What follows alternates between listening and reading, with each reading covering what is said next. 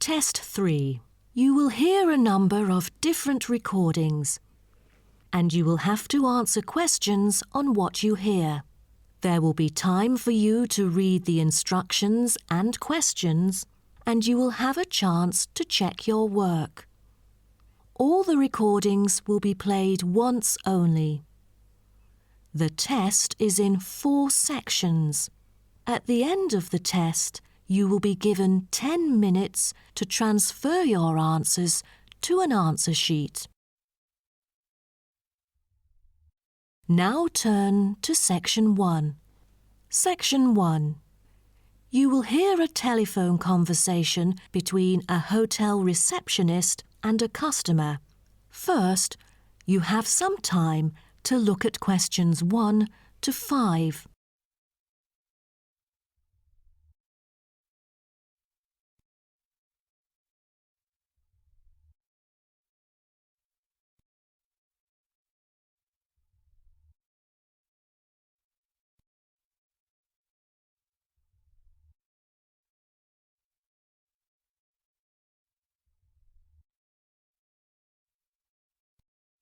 You will see that there is an example which has been done for you.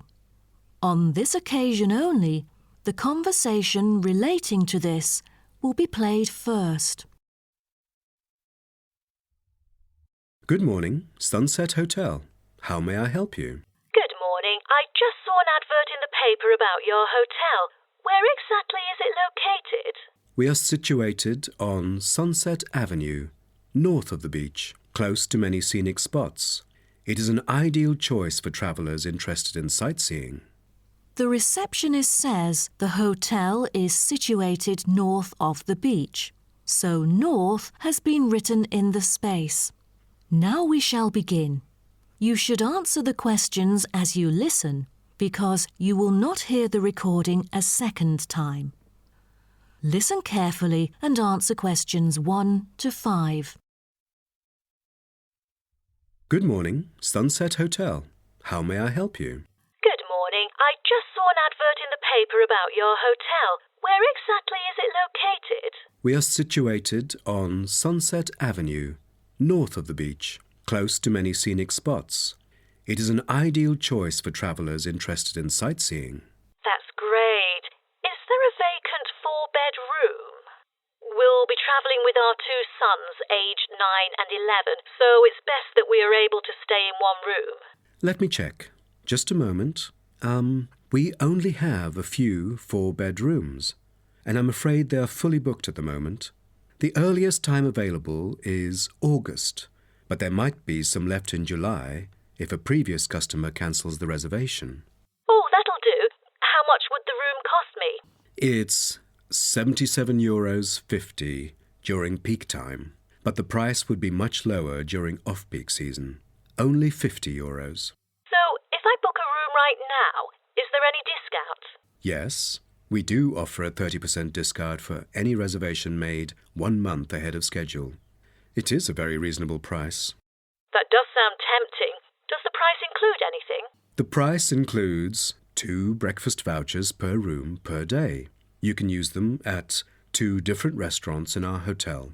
There's also a 20-minute spa trial available, but you have to book it beforehand at the concierge or directly at the spa centre. I'm wondering if there is a hairdryer in the room. It takes ages to dry my hair without one. Do I have to bring one? No, there is absolutely no need to bring that, for each room is equipped with a hairdryer. But I have to inform you that towels are not provided. You'll have to bring your own, or hire some at the front desk. Oh, I see. Before you hear the rest of the conversation, you have some time to look at questions 6 to 10.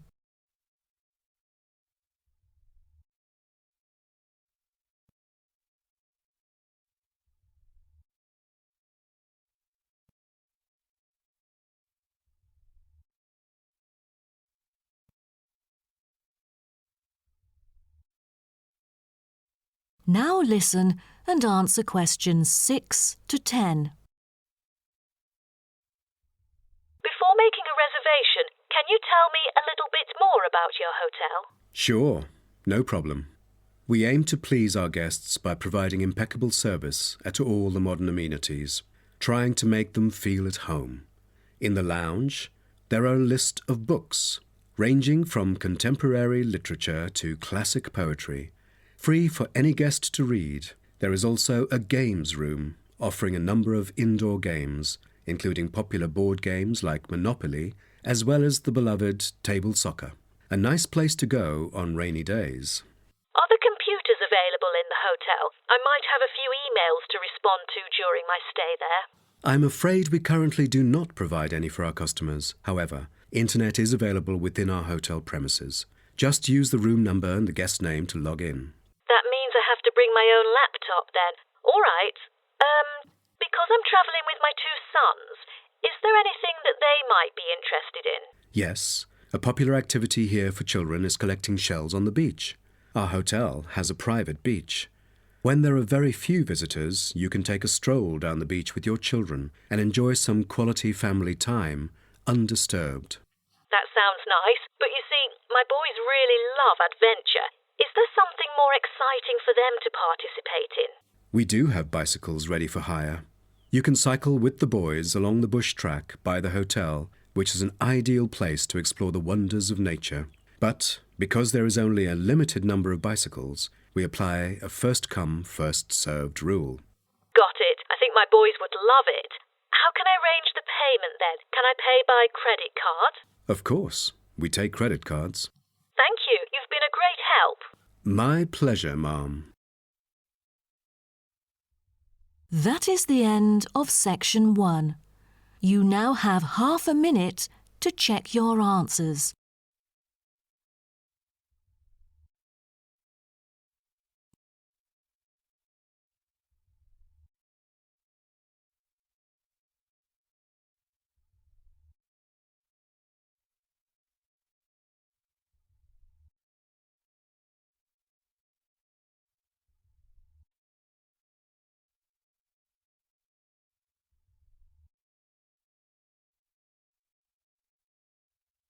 Now turn to section 2.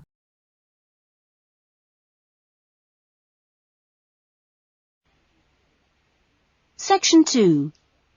You will hear a recreation officer at a holiday resort telling the guests about their accommodation and the activities available. First, you have some time to look at questions 11 to 15.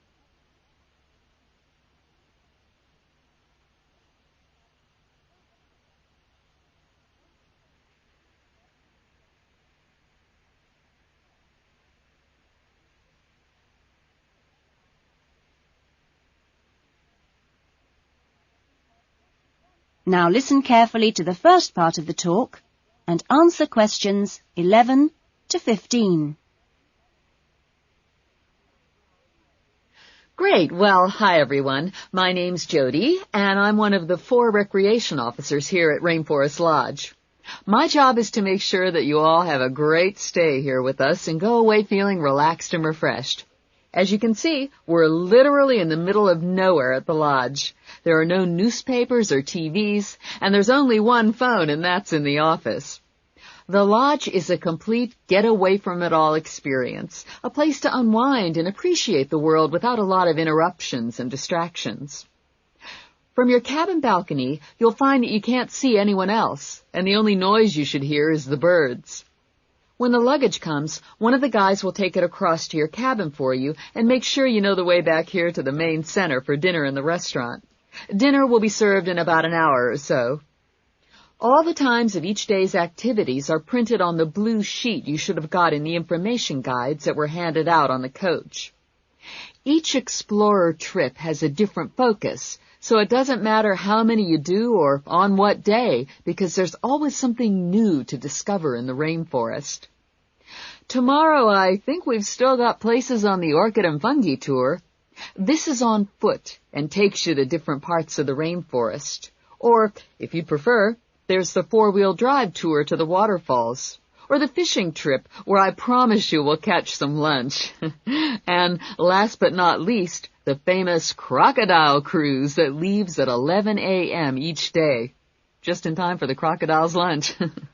Oh, plenty to choose from here at Rainforest Lodge.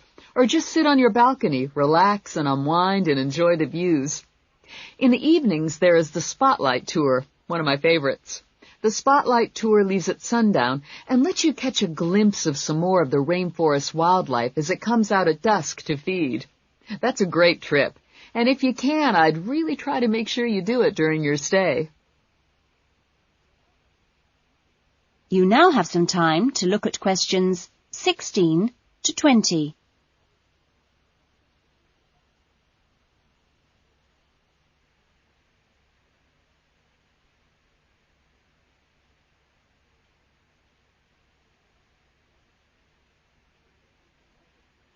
Now listen to the rest of the talk and answer questions 16 to 20. You've chosen to visit the rainforest in March, which is just at the end of the wet season, so you'll soon notice how well the waterfalls are running and also how damp the ground is. Things can tend to get a bit slippery, too, so if you didn't bring any walking boots, I'd advise you to hire some from the office. You'll also be much better off in long trousers rather than shorts, because they will give your legs more protection. And socks are a good idea, too. There's no need to be nervous of the rainforest, provided that you treat it with respect and common sense. Most of the animals and wildlife are gentle and harmless. There are some venomous snakes to beware of, but really, they're much more frightened of you than you are of them. The other thing is that certain plants can cause irritation if you touch them with bare skin. Well, that's about all for the time being. The guys are here to take you and your luggage to the cabin. That is the end of section 2. You will now have half a minute to check your answers.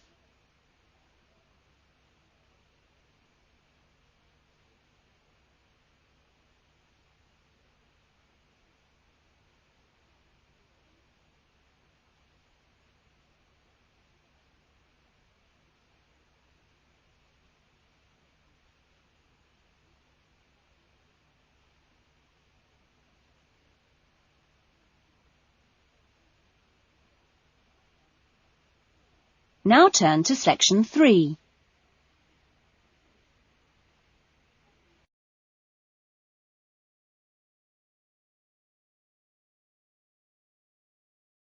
Section 3.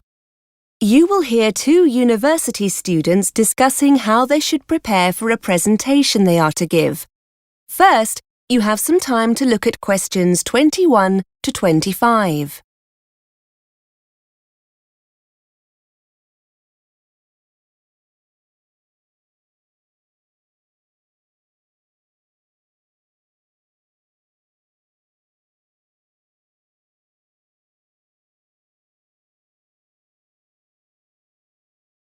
Now listen and answer questions 21 to 25. Hi Kelly, how are you? Fine, thanks. Do you still have time to talk about our presentation? Yeah, for sure. We need to get going on this, don't we? Well, it's next Wednesday, so yes. Thought it was Thursday. No, that's the other group. We're doing ours the day before. I've just seen Fiona. She's going to be a bit late, so shall we just get started? Yes, fine. We're definitely doing it on women in education, aren't we? I know we talked about women in politics, but are we going for education? Yes, that's right. Now, it's not too long, is it, the presentation? They said to keep it to about half an hour. Maybe we can sort out who's doing what today. Yes, good idea. One thing we do need to sort out is a projector and laptop. We're going to use PowerPoint or something like that for the talk, aren't we? Yes, they said we could book a projector and laptop from technical services if we needed them, because it's not in the lecture theatre, is it? I know there's already one set up in there, but... No, the lecture theatre was booked. We're in the seminar room. Before you hear more of the conversation, you have some time to look at questions 26 to 30.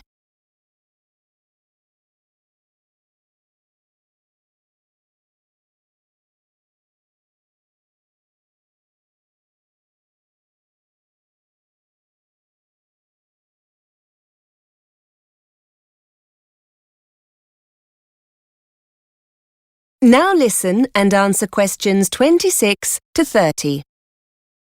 OK, so what's the next step? We need to work out who's doing what, don't we? Well, we all know the subject, seeing as our last essay was on this topic. Yes, but we can't just stand up and ramble on. It'll need to be structured. I've got an idea. Fiona's essay was brilliant, wasn't it? Why don't we base the talk on that? We can always add bits here and there if we think it needs padding out anywhere. That's a good idea. Shall we ask her to get a copy of it for both of us? Yes, I'm sure she won't mind. We can always let everyone know at the start of the presentation that it's Fiona's work. But we don't want to just read it out. That'll be really boring. It's probably best to make notes from it so that we can improvise a bit on the day. Why don't we break the essay down into sections and the three of us can each take on one section? We can all make notes on our own part and add to it where we think it needs it. That way we can try to make it our own. Yes, I like it. So let's ask Fiona to start the talk off and bring it to a close. She can take on the introduction and conclusion. I know she divided the essay into the situation for women in the past and then compared it to how things are now. So why don't I take the bit on the past and you talk about the situation for women as it is now? OK. If we give ourselves till the weekend to work on it, we can get together on Saturday to see how it's looking. Now, what about the presentation itself? Someone will need to build that and find images. We don't just want to fill each slide with a load of text, do we? No, we don't. Before I forget, I can sort out the laptop and projector. I've got to go down to technical services to get them to have a look at my laptop. They reckon they can get it to run a bit faster. But the presentation, who's good with computers? Do you fancy having a go? I don't mind. But I'll wait until we've met up on Saturday just to make sure we've all got our notes. We'll need images, won't we? Shall we all search for our own to fit our section of the talk? Yes. And then if you and Fiona email them to me, I'll add them to the presentation. Right. That was easy, wasn't it? And look, here comes Fiona. Let's ask her about her essay. That is the end of section 3. You now have half a minute to check your answers.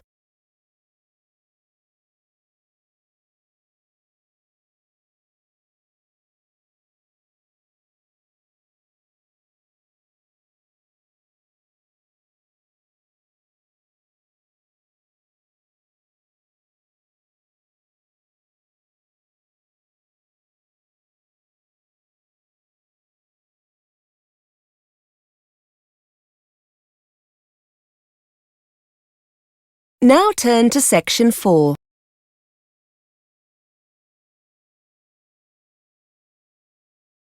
Section 4.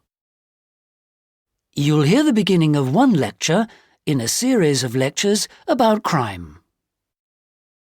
First, you have some time to look at questions 31 to 40.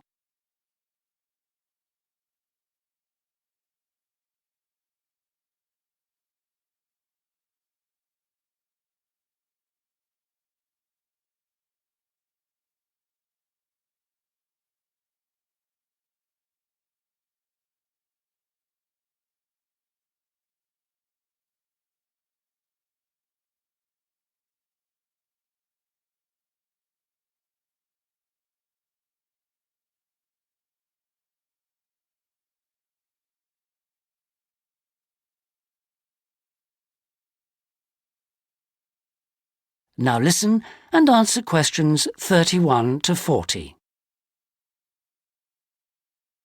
So far in these lectures, we've been looking at crimes like robbery and murder, both from a historical viewpoint and also in contemporary society.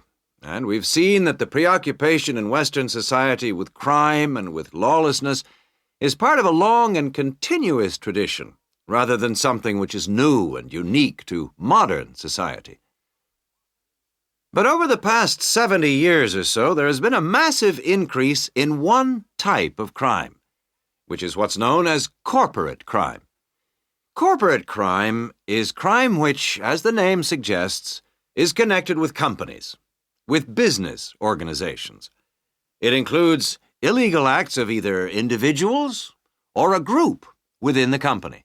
But what is important is that these acts are normally in accordance with the goals of the company. They're for the good of the company rather than the individual.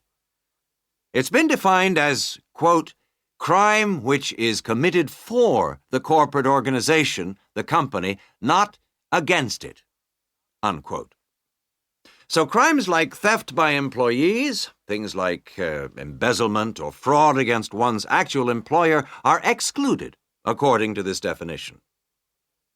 The employees may be involved, but they're acting in the first place for the company. They may not even realize they're committing a crime. Or they may realize, but they feel it's excusable because it's policy. Or because otherwise they may lose their jobs. So here really we're talking about the links between power and crime. Now this is one area that much less is generally known about than conventional or traditional crime.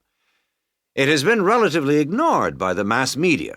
For example, it tends to be underreported in comparison with conventional crime in news broadcasts, and in crime serials and films and so on. They very rarely deal with corporate crime. And it also tends to be ignored in academic circles. There's been far more research on conventional crime, and far more data is available. There are several reasons for this lack of interest in corporate crime compared with other types of crime. It's often very complex, whereas with conventional crime, it's usually possible to follow what's going on without specialist knowledge. As well as this, whereas conventional crime usually has a lot of human interest, corporate crime often has much less. The third reason, and possibly the most significant one, is that very often the victims are unaware. They think their misfortune is an accident, or that it's the fault of no one in particular. They're unaware that they've been victims of a crime. So when we look at the effects of corporate crime, we may find it's very difficult to assess the costs. But these costs can be very considerable in both their economic and social aspects.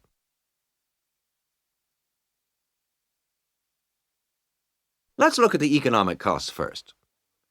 For example, if a company is producing fruit juice, and it dilutes its product so that it's just a little below the concentration it should be, many millions of people may be paying a small amount extra for their carton of orange juice.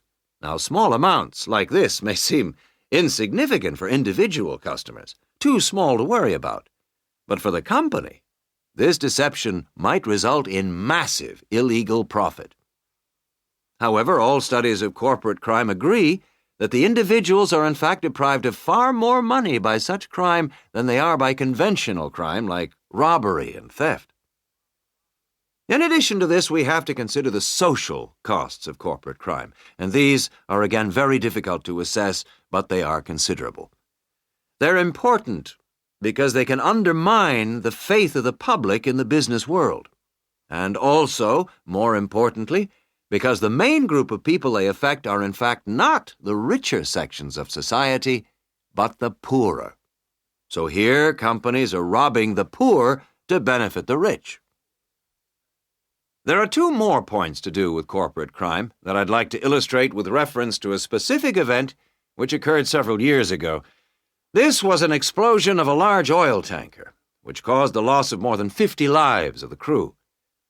It was an explosion which never should have happened, and a subsequent inquiry laid the blame not on anyone who had actually been on the tanker at the time, but on the owners of the tanker. They had deliberately decided not to carry out necessary repair work on the tanker as it was due to be sold, and it was this lack of repair work which was directly responsible for the explosion. Now this illustrates 2 points to do with corporate crime. First of all, that it does not have to be intentional. The owners of the tanker certainly did not intend it to explode, but very serious consequences can result from people or organizations not considering the possible results of their actions seriously enough. The main crime here was indifference to the human results, rather than actual intention to harm anyone, but that didn't make the results any less tragic. And this leads me to my second point, that corporate crime can have very severe consequences. It's not just a matter of companies making bigger profits than they should do, but of events which may affect the lives of innocent people. And yet very often, companies, because they say they didn't intend to harm anyone, can avoid taking responsibility for the results of their actions, and that has been a very dangerous loophole in the law. Now, a further example of corporate crime was that That is the end of section 4. You now have half a minute to check your answers.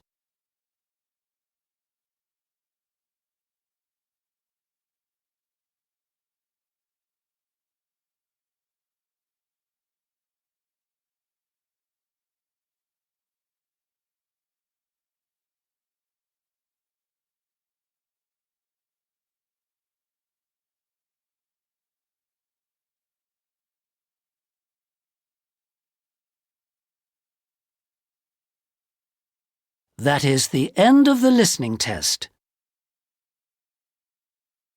In the Ielts test, you would now have 10 minutes to transfer your answers to the listening answer sheet.